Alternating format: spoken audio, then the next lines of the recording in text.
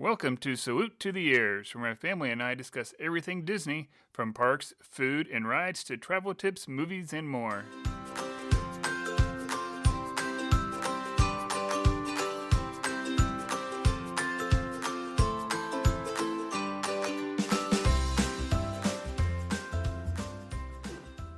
Okay, well, welcome back to another episode of Salute to the Ears. I know, very odd. I am definitely not Jeremy. I am Erica, and we are so excited to be bringing you this very special episode of Salute to the Ears.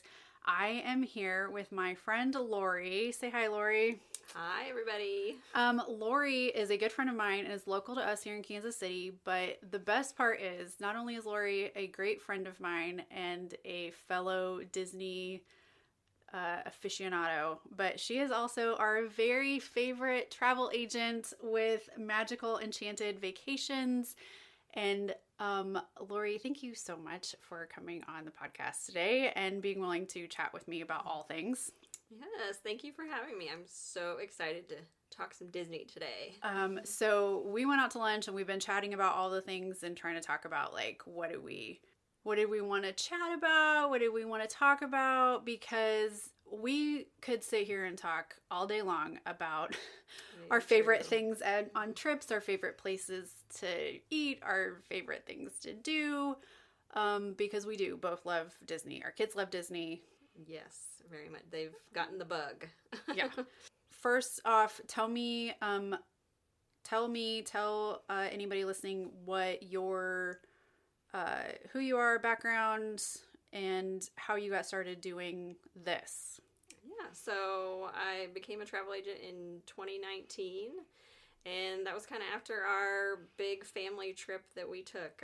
I had always been a big theme park fan when I was a kid. Every summer, my parents would take us to theme parks all over the country, Disney, Universal, Six Flags, wherever we could find one, we would go. And my favorite part was the planning part. Yeah. He would, we didn't have Google Maps back then. Right. We didn't have anything. And so my dad would lay out, road maps for every state. The Rand McNally. Yes, the atlases. And so he would use our big formal dining room table, that never gets used. And he would map out our route, and that just is a fond memory from my childhood. And so that really instilled my love of travel, and wherever we would go, we would find a theme park. My brother and I are big roller coaster enthusiasts still, and so I knew when I had kids I wanted to take them to all the same places. And you have two daughters. Yes, I have two daughters, and they are 8 and 11 right now. When we first went, they were 3 and 6, and I think that was a great age to start out taking them. They were still super into characters and all that. My youngest was obsessed with Mickey Mouse, and I have the best picture of her with Mickey Mouse. She was just so excited. And I actually used a travel agent for my first trip. It was a friend of mine, and I knew I wanted to do a lot of the planning myself, but I wanted somebody to kind of just bounce ideas off of, get tips, because I hadn't been since I was a kid. And so, I used her, and it was a great experience. And the more I got into it, I was like, I really want to do this job for other people, because I had so much fun just doing all the research and all the logistics and everything like that. So, yeah. Lori and I became friends when our daughters were both little. Like Brooklyn was in preschool, kindergarten, something like that. Like she was little. And we became friends through a local school organization, and we were like, we'd been friends. And so when she launched this and said, hey, now I'm a travel agent and I'm doing this thing, and I was like, hi, I'm going to need your help, because I also am the one who loves all the planning and all the things with it. But I still, mostly because we use our military discount, especially for rooms when we're able to, and, just finding those best deals and figuring all like the pieces out, I was like, I can do all of these things, but if I'm doing them, then I'm just getting somebody else from Disney Travel paid versus allowing somebody who I know and love and trust to get paid for what I'm already going to be doing. So Lori likes to laugh at me because when I call her and say like, hey, we're thinking about this trip or whatever. And she's like, okay, well, what have you already looked up?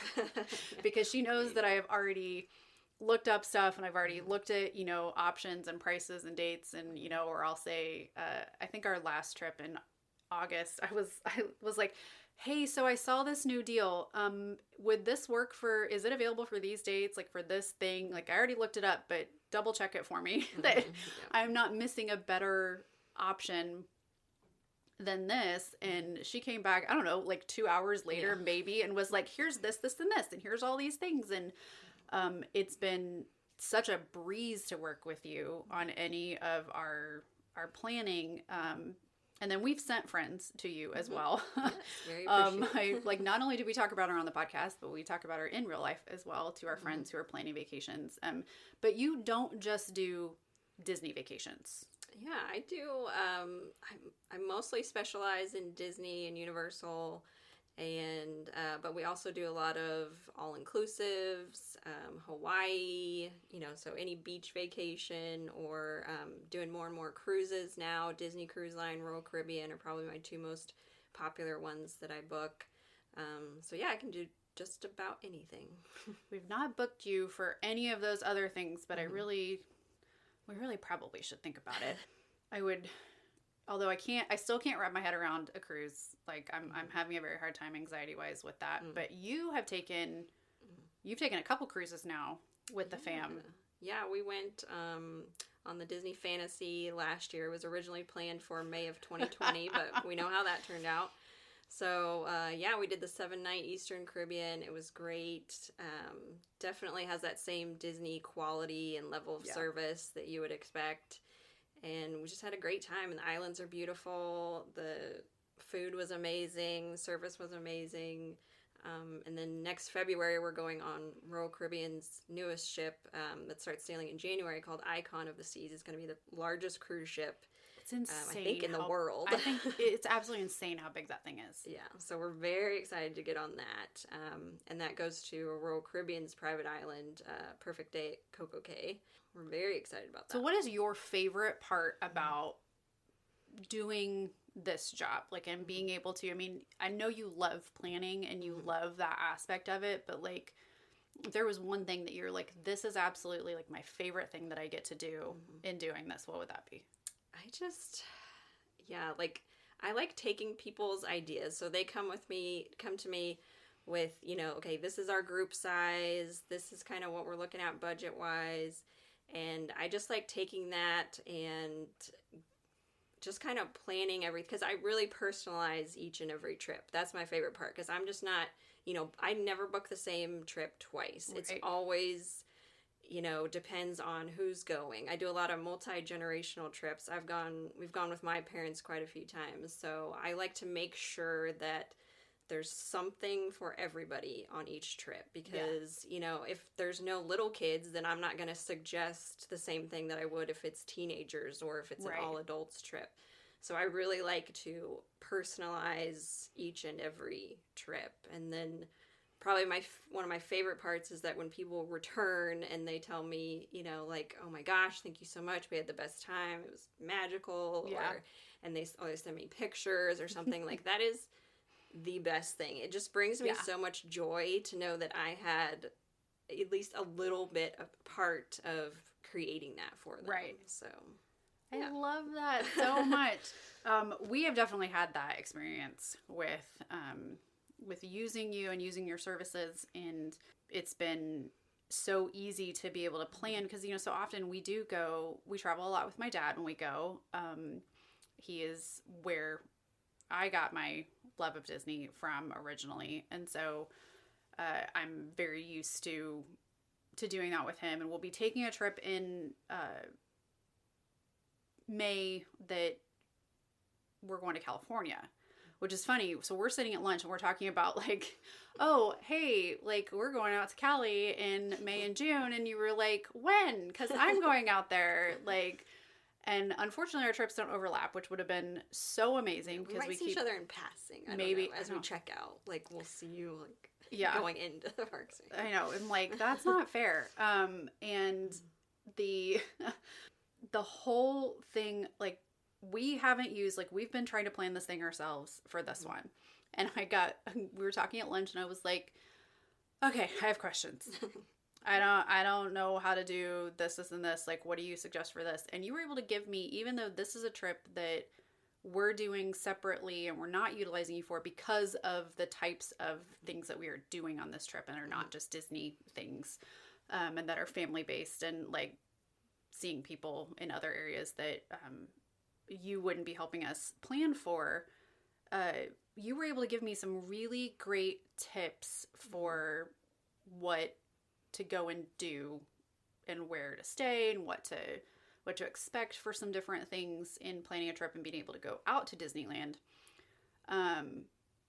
We've also gotten, I mean, just over the last 4 years of working with you on trips, we've been able to get some of the best, like, advice and tips from you as far as, like, what to go and do. And we talk a lot on here, you know, if you guys have been listening to the podcast for a while, like, you know, we like giving advice and we like talking to you about things, but at the same time, we always do the caveat of, like, this may not work for you. This may not work for your party. This may be, you know, like, if you've got kids older or younger than this, it may not be what you want to do. But what would you say? So you've traveled now with your girls since they were pretty little. You guys have traveled not just to theme parks and not just to Disney things. What would you say your best piece of advice is in traveling, particularly with younger kids? Oh yeah, with younger families, I definitely say pack your patience, because you could have the best laid plans. Like, you know, I like to make up spreadsheets. So for my clients, I'll do it day by day. Like, okay, if you have any dining reservations, if you like the park hours and anything that you have pre-booked. And I do the same thing for my trips, but I know that I'm not going to do everything that is on that list. I'm going to try, but if you say I have to do all this or I'm going to be disappointed, then you will be disappointed. So you have to be very flexible, because it's going to rain. It's going to rain in Florida for sure. That's a guarantee. Or a ride might be down, or the kid might be cranky. And so you just have to be flexible. And it's great to have a good plan and to know what to do and what you want to do, but it's not going to work out 100% like you want it to. And that's okay, because, you know, your kid might decide that, you know, you weren't planning to ride the carousel or whatever ride, but they just decide that is their most favorite thing in the whole world, and so you're going to ride it 3 times. Yeah. And because, like, in the end, it's all about just spending time with family and having fun.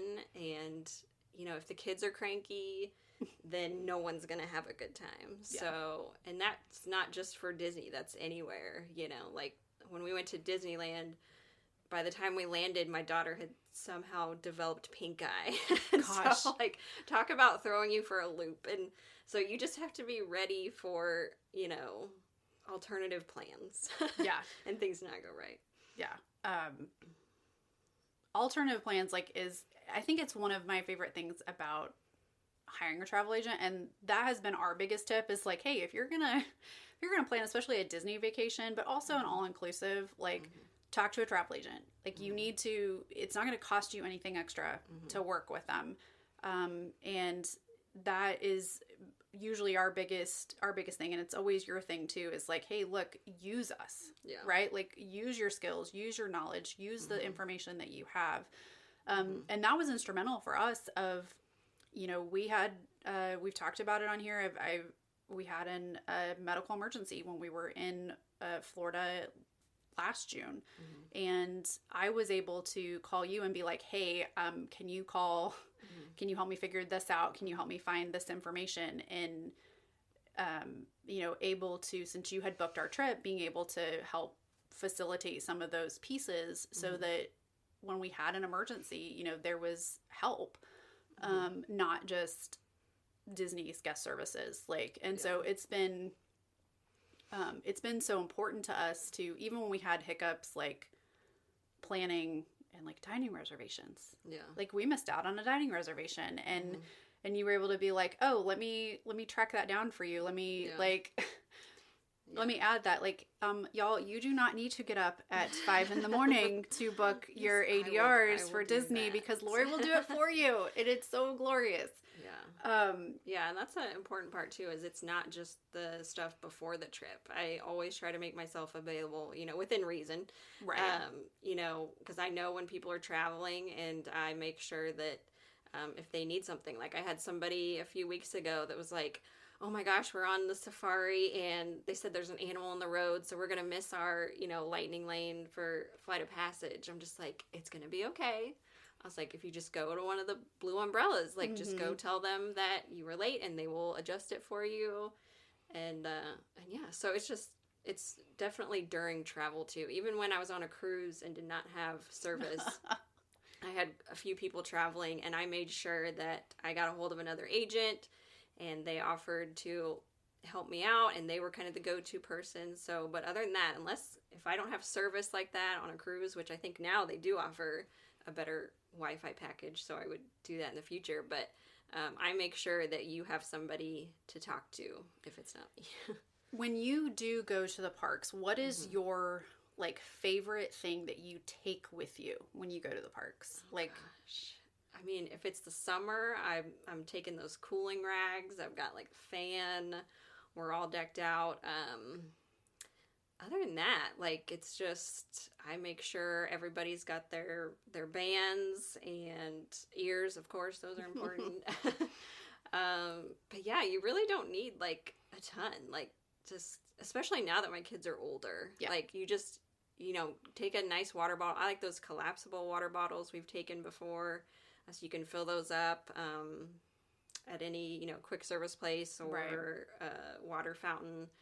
But yeah, if you're not there in the winter, like when we went in November, it was just, especially with the kids being older, all you need is just your magic bands, and that's it. Yeah. You're good to Magic go. Bands, maybe a little sunscreen. Yeah, sunscreen. At least put sunscreen on at the beginning of the day, right. If nothing else. What would you say is because you have traveled a lot with going both, especially in Florida, and going to both Universal and doing Disney World, which offer two totally different things, really. We've talked about this before, just personally, of the ages that your girls are, and going into that, what would you say to somebody who's trying to decide between oh, I really want to do just a Universal trip, or I really want to do just a Disney trip, or how do I do both? What would you say to that family that's ooh, I don't know what I want to do? Yeah. I mean, I would definitely look at the ages of the kids. On our first trip, we did do a day at Universal with just taking an Uber over there. And while my 3-year-old was able to do a lot of things, it certainly wasn't as much as she was able to do at Disney. And so I would say just maybe doing a day if you're really into, Harry Potter or Jurassic Park. Definitely you can have a day over there, but I'm not sure I would do a really long trip with younger kids there. But we've done it both ways, where we've stayed at Universal and just done a day at Disney. We've just Ubered back and forth. We've done split stays. We've done it every which way. Yeah. And I think it really does depend on the age of the kids, just because of the height requirements are quite, are a lot higher for Universal rides, and the rides Universal are more is more known for their thrill rides than, we talk a lot about Universal as a little bit more of an adult park. It's a little bit geared more towards older families, adults, than majority of Disney is. Epcot's more of an adult park, but yeah, my kids definitely enjoy Universal now, being the age they are. They definitely, on this last trip, we didn't make it over there, and they're like, but are we going to Universal? I'm just like, no, not this time, and Volcano Bay is, an amazing water park, and so I definitely wouldn't leave that out of any trip. And it's nice because if you stay in one of the premier hotels, it's such an easy water taxi ride back and forth, which is so nice after your feet are tired after a long day. So yeah, they're very different parks, but I think it's definitely possible to enjoy both Disney and Universal on the same trip. So yeah. When you go, where is your favorite place to stay? So that's tough because my kids will say Art of Animation. They love, Really? Yes, they love it there. They're disappointed if we don't stay there because we've stayed in the regular rooms, the Little Mermaid themed, and we've stayed in one of the Lion King suites, and they just love it. I think if you have kids like 10 and under who are big Disney movie fans, they'll enjoy it because we're big Nemo fans and Little Mermaid and all that. And so they just love it there. The whole theming is just amazing. And the pool is great. Just everything about it is definitely geared towards younger families. Right. Whereas this last time we stayed for a couple of days at the Polynesian, and that's probably my personal favorite. It was just the vibe. Yeah. It's just amazing. It's just so chill, and you can get a Dole Whip there. Yeah. and that's the best part. And the pools are amazing. You get a view of the castle. We had a theme park view room, and so we had a balcony where we could watch the fireworks from our balcony, and oh my gosh. And it was just perfect. And this is one night I'm hiding in your suitcase next time. I'm just saying. And so that's definitely, and just being on the monorail, just being able to get to Magic Kingdom so quickly, and you can even then just walk to the TTC to go to Epcot real quick. Right. So it's a great location, and just the vibe after being in a busy park and just having kind of just chill is, that's probably my favorite that I've stayed at so far. I am definitely on the same, like, Magic Kingdom, like, deluxe resort. Like, Wilderness has by far been my favorite, which is so crazy. We have not stayed at Poly yet, which bucket list. I really do want to go stay at Poly sometime, even if it's just for one night. Yeah. There's something about being right there and being able to have that, like, be that close to Magic Kingdom and it be an easy thing, easy access point, of being able to utilize it. So I mean, there's just something about deluxe resorts in general. Let's be honest. Yeah. There's just a level of excellence within that it's hard to match anywhere else. Just the amenities that you get, like the more places to eat, and my husband loves a good hot tub, so so they have the hot tubs, and the slides at the pools, and sometimes you even see characters just roaming around, which I think they do at most resorts. Just it's very random and not planned at all, but usually those deluxe resorts have the best location, because we stayed at Yacht Club on that same trip, and it was that pool was amazing. I would say hands down that's the best pool is Stormalong Bay. And it was so nice being able to just walk over to Epcot. We went somewhere else in the morning, but then it's like, hey, let's go get a bite to eat, or, whatever. So that's a good location too. I've stayed at Yacht Club a very long time ago, and I was in high school. So let's just put that in perspective of how long ago that was. But I love just the proximity of deluxe resorts. And I'm kind of always that person who's telling people, I'm like, look, if you can swing it, if it's like not, sometimes the deluxe resorts, depending on the package and depending on the like discounts that are available, sometimes it's not actually that much more expensive than staying in a moderate. Yeah, if there's a deal going on, like you get the discount is usually higher for the deluxe resorts. Yeah. And especially if you've been before and you plan to spend a little bit more time at the resort. I think it's definitely worth it to have a little bit higher level. But we've had a great time at the value resorts too. So I think there's pros and cons to all of them. Yeah. So I am definitely always so impressed with how just the general level of service that happens across the resorts. We have yet to encounter. I will admit, we have not stayed at a value resort yet. I haven't been able to bring myself to stay at a value resort. And the biggest thing for me with that has been transportation. Yeah. But you and I were talking about this earlier about the transportation issues that, we sometimes just see around the parks and, from resorts to the parks, particularly. We both enjoy the Disney bubble and being able to just kind of that all-inclusiveness of it, of being able to be like, oh, get off the plane, go get on this bus. Now you're at Disney and you don't have to worry about anything else. But the aspect of getting a bus at those value resorts versus trying to get one at some of the even deluxe resorts, is a totally different experience. Yeah. And you guys have had a really good luck with transportation. And that's been the thing that's been a stopper for me as far as the value resorts. But since you've had such a good experience with it, I'm like second guessing my own bias on it. And even like they have like the suites now, like the suites at Art of Animation are like a really good value when you think like they sleep 6, they have 2 bathrooms. Yeah. And they are right there in the middle, close to transportation, and then close to like not only the buses but the Skyliner, and that's what's made it's really done a lot for Pop Century and Art of Animation because it's such a good amenity. That's just such a benefit to staying right there because it's a ride in and of itself. Yeah, it's just. You know, the kids love it. They think, oh, this is the first ride of the day. Right. You know, we're going on the Skyliner. And, like, we've even caught the fireworks coming back from Epcot once. And that would be so cool. So, yeah, it's there's nothing wrong with the value resorts. When Jeremy and I went in August, we actually we rode the Skyliner just to go ride the Skyliner. Yeah. Like, we didn't have any reason to go. We didn't go into the park, but we literally just rode the Skyliner to take a break in the day because that was what we needed. Yeah, it's a lot of fun. Now, where would you say is your favorite park to go to within Walt Disney World? We'll just narrow it down to Walt Disney World for you. Where is your favorite park to go to? And then what is your favorite ride? Oh, gosh. I know. On the spot. Tough. It's like picking a favorite child.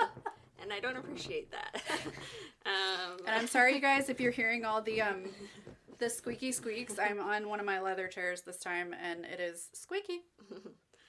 So, yeah, I think with all the things that Epcot is doing, I think that's probably my favorite, especially as my kids have gotten older. Like, when my kids were young, we loved Animal Kingdom and Magic Kingdom, but, like, now that they're older and Epcot is getting, you know, more thrill rides and attractions, like, I think that's probably my favorite. And we enjoy all the festivals. We've been to Flower and Garden and Food and Wine, and yeah, we just really enjoy going and trying all the snacks and drinks, and the kids love seeing all the different countries, and yeah, Guardians of the Galaxy is probably my favorite ride at this point. It is just so much fun. It is I mean, I had an issue with, like, being a little motion sick with it, like, but I think that was just, there was a lot happening on that trip. Yeah.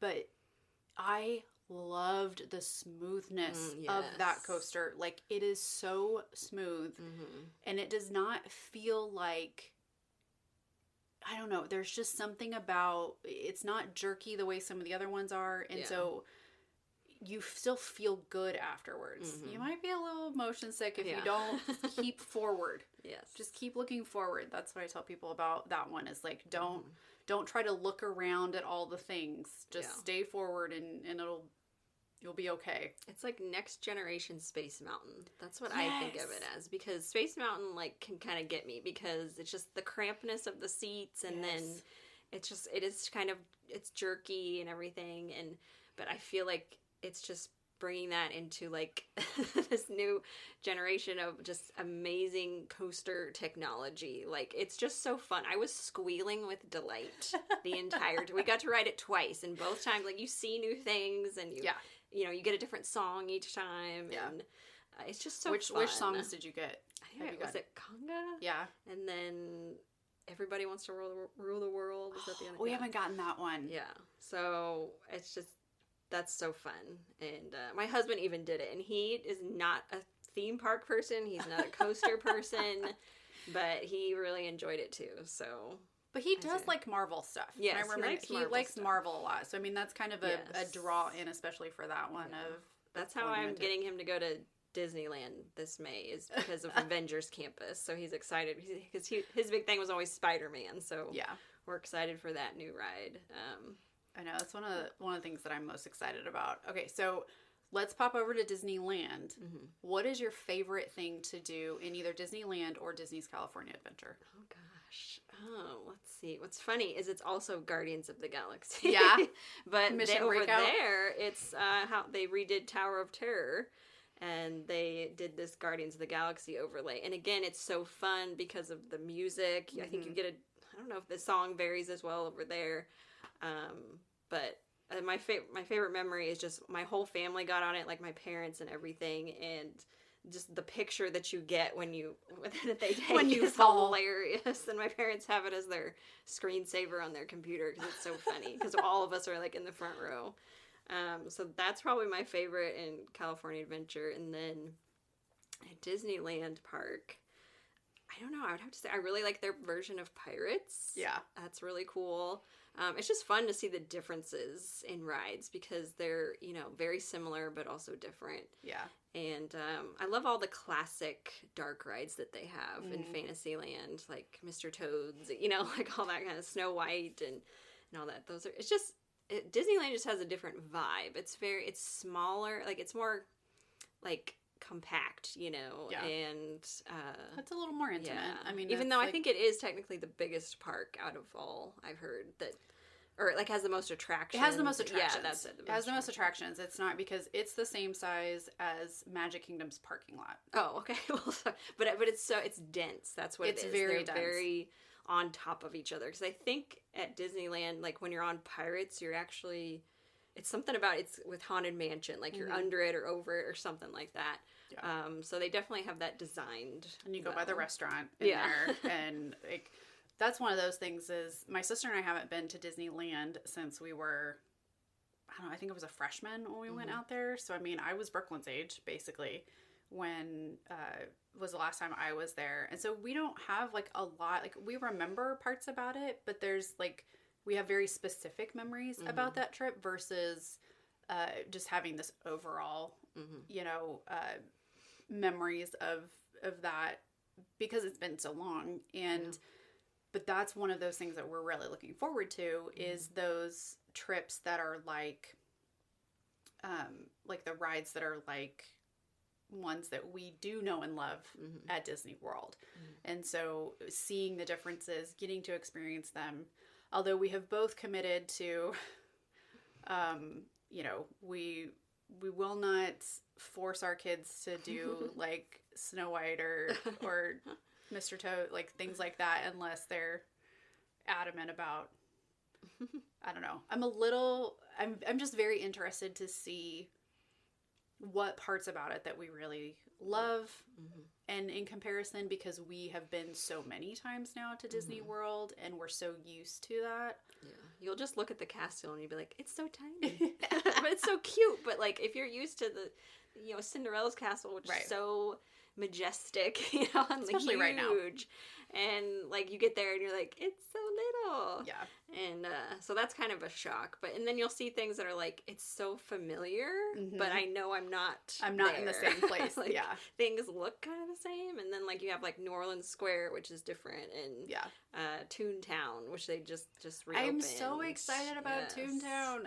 I'm very excited because when the last time we were in Disney World with my sister, there were several things that have now come to either World or Land that weren't there the last time she has been. So things like Galaxy's Edge and being able to take her on Rise of the Resistance out in Disneyland, like that's going to be absolutely amazing. And being able to experience, oh my gosh, what was the other one that we said that was going to be that she didn't get to do? She do Mickey and Minnie's? No, she hasn't done Mickey and Minnie's Runaway Railway. That's the other one. And so since it just opened, I'm super excited about that. And I think she still has littles that are going to really enjoy being in Toontown, I think. It's so fun. I think Sam's going to have a really good time with that. He's 4 and he'll love it. Loves Mickey Mouse. And so I think, have you seen how they redid Goofy's house? And what you can do in there. I saw the inside. No. So it's all like he's formulating candy for the candy shop. So for Goofy's Candy Company. So incorporating that whole, theme into it. And so they have like the plastic balls, and you can make them like turn wheels and push buttons and make them go to different parts and make different parts of the candy, and then they all get together in once one thing fills up, then they all drop and you kind of do it again. And I'm Fun. like, this is going to be awesome. I can just see them being like, we'll just be here all day and you guys go have fun. And I want to meet Pete. yes. That's the first time you can ever meet Pete. And we were big Mickey Mouse Clubhouse fans. Like, yes. It was in our house Yep. every single day when the kids were little. And so I need to go meet him. Yeah. So I'm going to make the kids do it. Right? So I do love that they have kind of incorporated, because when you see like a Goofy movie and things like that, Pete lives next door. Yeah. Right? And Max is friends with Pete's son, and like that's a whole that's a whole storyline. And so as Pete has come out, they have paired him with Goofy a lot, which is really fun, and getting to see that interaction happening and kind of bringing some of that part of those storylines into now. Yeah. What are you most excited to see, like, coming up? Is there anything that's coming up, happening in Universal or Disney that you're like, ooh, this is really exciting, other than Tron, because we're all excited for Tron. Yes, I can't wait for Tron, specifically at night. I'm going to make sure we do it at night. I would say the Moana attraction at Epcot. Like, we're big Moana fans, too. We're big fans of a lot of movies, Disney movies, apparently. But we just watched it, like, last weekend, actually. So the water attraction, just because it's something different. Like, it's not a ride, and so everybody can enjoy it no matter what. And it sounds like it's like a walk-through attraction with just water doing some neat things. And so I'm excited to see that. I think they said in the fall, so I'm hoping by October when we go that it will be open. At Universal, they're building an entirely new theme park, Epic Universe, and I believe it's 2025. It should be open. So I'm excited for what comes to that. We also love How to Train Your Dragon, so I've heard that's going to be a part of it, and then maybe some more Harry Potter stuff. I am thrilled about the prospect of How to Train Your Dragon, because Toothless has been one of our absolute favorite characters ever. I mean, that is...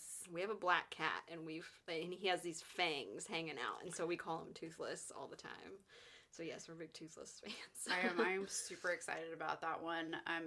It's weird because, like, Jackson will have already graduated by the time that opens, and, you know, be an adult and all these things. And I'm like, what? Like, how is that possible? How is that? Like, I can't even process that. But I'm like, man, that is such a crazy, crazy thing to think about, that 2025 is just 2 years away. I know. It's not even that. Well, if somebody wants to talk with you, if they want to discuss a vacation with you, whether it's Disney or an all-inclusive like in Mexico or the Caribbean, how would they best get a hold of you?